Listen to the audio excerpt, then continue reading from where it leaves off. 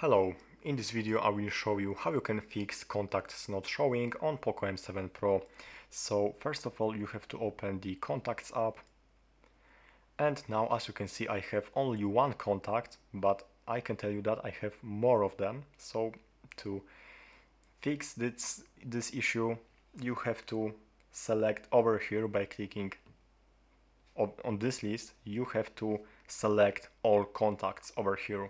And now as you can see I have more of the contacts, but this is not all, because you have to also click on this icon over here, this is like filters, and make sure that you have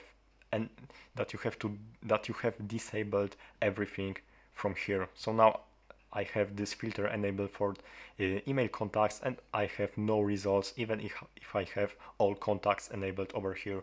Now I have to disable all email contacts, and now I have my contacts back. So you have to select all contacts on this list and also disable all filters from this section. You have to disable them. So basically that's all for this video. Thanks for watching and subscribe.